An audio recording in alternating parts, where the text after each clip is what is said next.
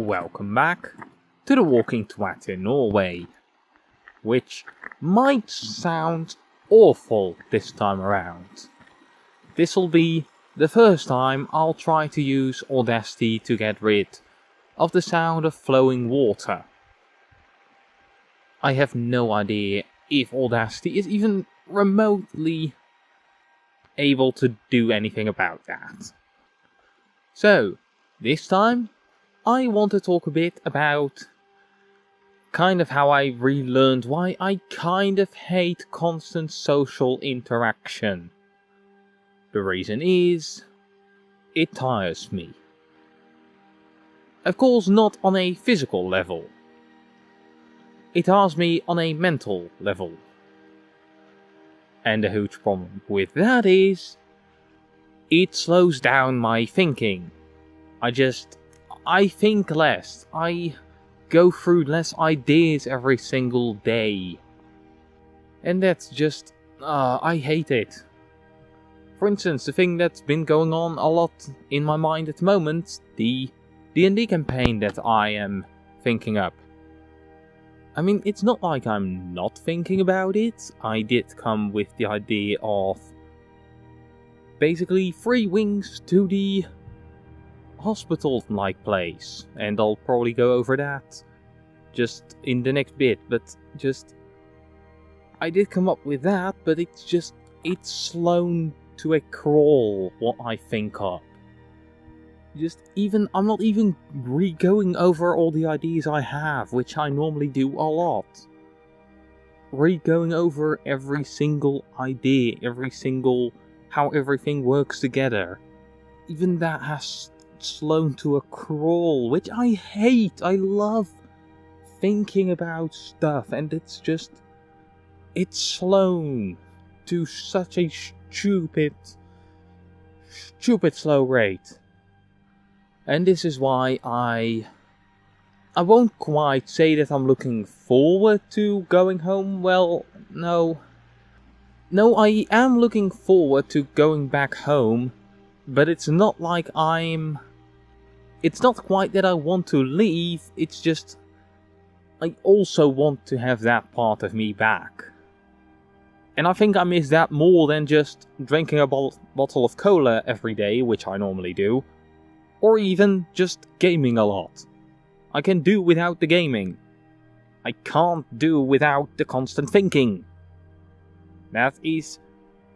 I mean, I don't know if the video has come up yet, but I probably explained it in other videos as well.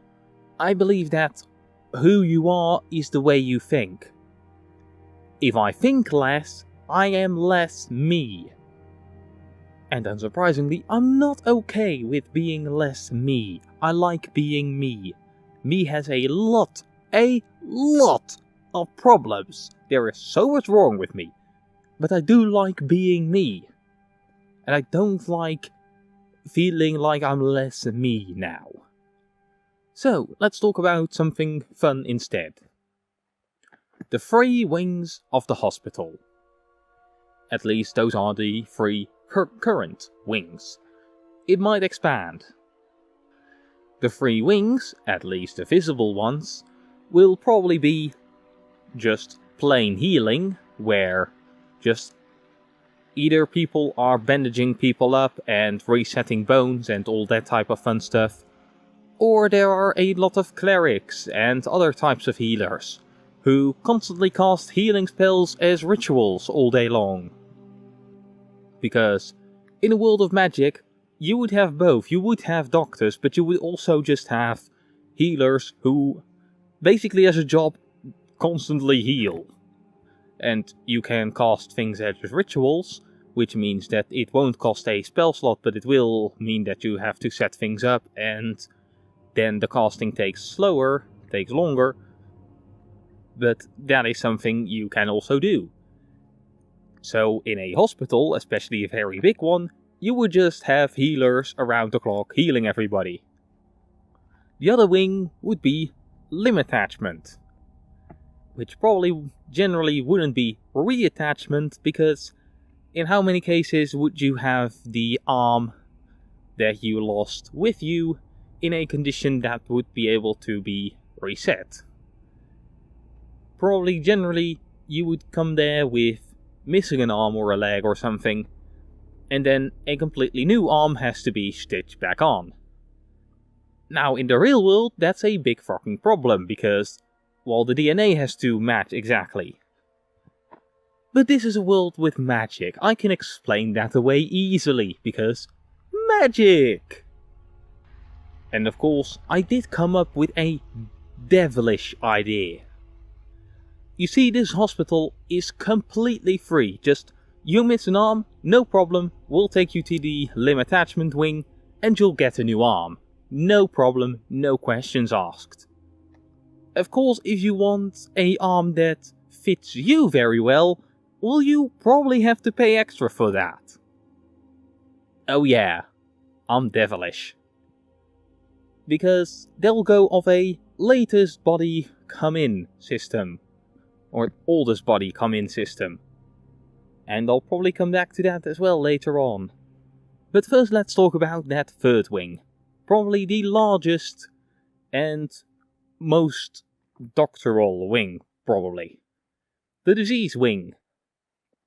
This is the wing where people would basically get healed for diseases. And that could also take just many forms. I mean, many diseases you might have to just sick out, just lay in bed and not die. They have healers, they can make pretty sure you won't die. And sometimes they might even have cures that will make sure that you get better very fast. They might even have a small vaccine wing above it. Because I don't know how well they would be able to do that, but maybe for their citizens, they might be able to do some type of vaccinating stuff. I might have to look up the diseases that live in D&D, but a disease wing, and let's say that some disease makes your liver stop working. Well, they already have limb reattachment, they have bodies, so you'll just get a new liver. But yeah, let's talk about that oldest body system. Because there will probably be one or two wings that people generally wouldn't know about. One would be the cryostasis wing, which isn't for putting living people in cryostasis, so they'll kind of live forever, maybe, sort of. This will be a place where a couple hundred bodies are frozen and basically harvested whenever they need to. Just somebody comes in who misses an arm, well, take an arm of one of the bodies down there and reattach it to him. And they'll take the oldest bodies first. So let's say that a human comes in, but the oldest body is that of an orc. Well, congratulations humans, you'll get the arm of an orc. Of course, maybe as a human you don't want the arm of an orc. You don't want to become slightly weird to everybody. And then the kind of devilish system comes in where one of the systems how the place gets its money. Because let's say that the next body would be a human body. So instead of the latest body, you want the second to latest body. Or first to latest, I don't know. You want one step forward. Well, that will be 1 gold then, please. And yes, that means that if the latest 10 bodies are not the types of body you want a new limb from, well, that's gonna be 10 gold then, sir. I haven't quite decided on the prices just yet, but yeah, that will be just a devilish system. Just, oh yeah, you can get healed and everything. You can get a new arm, a new eye and everything for free, no charge. Of course, you want it to exactly match. Well, in that case, you're going to have to pay extra. It's just this devilish system. Oh, and of course, then there's also the fun question of what do you do when you get a new body but the oldest body isn't completely used up yet? Well, rather simple, really.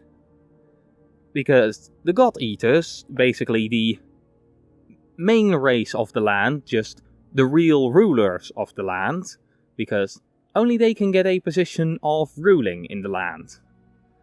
They'll represent other races, but only the God Eaters themselves, at least normally, can be actually in charge. And they'll work with a council where people get represented, or just you have a lot of representatives. Just maybe if there are a lot of humans, you'll have a representative of the humans. And you'll probably have a representative of the business owners and of the inns. And of course, multiple representatives of the hospital, because, well, the hospital is basically what it's all about. And then they have to come to agreements on things. Not even majority votes, no, they have to agree. Which is a great system for normal times, and in war, well, you kind of want somebody who can really take charge, so in those times they'll probably come up with... They'll have to agree to an army leader who will basically lead the war.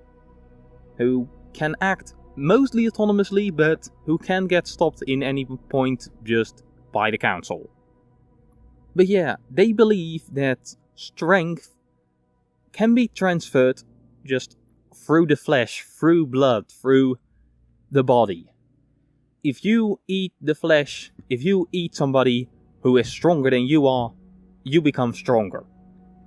They also believe that you can't get stronger in any way from eating somebody who you've killed, which is my fun reason and fun way of explaining that, of why they just wouldn't go around killing everybody, because, hey, you can't get any strength from killing somebody. But so then you have a partially harvested body that will have to be dumped. Well, unsurprisingly, it won't be dumped. Instead, it will be brewed up and eaten by the God Eaters. Which is just this fun paradox of, it's not exactly evil, because they don't kill people there. I mean, even the worst penalty is everybody is allowed to kill you.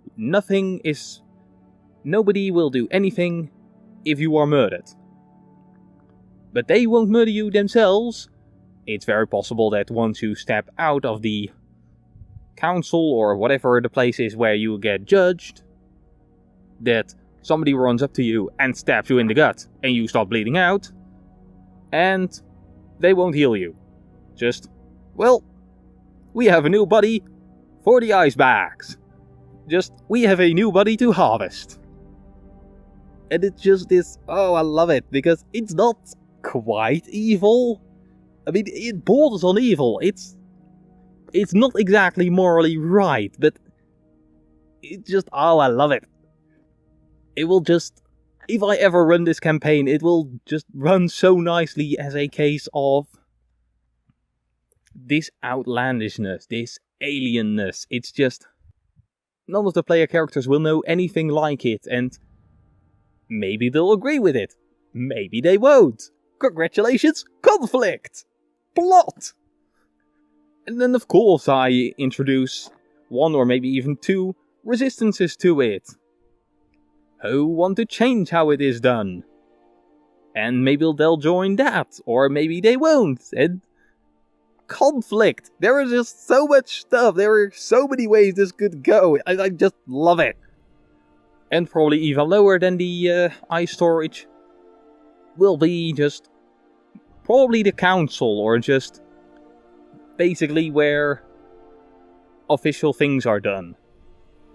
Which will also just make for, if they ever, maybe they'll just go to the council just to discuss something. And they'll first travel through the cryo storage of just these couple hundreds of bodies, all frozen. Yeah, I really love my D&D campaign type of idea. There are so many fun ways this could go. There are so many fun things in it.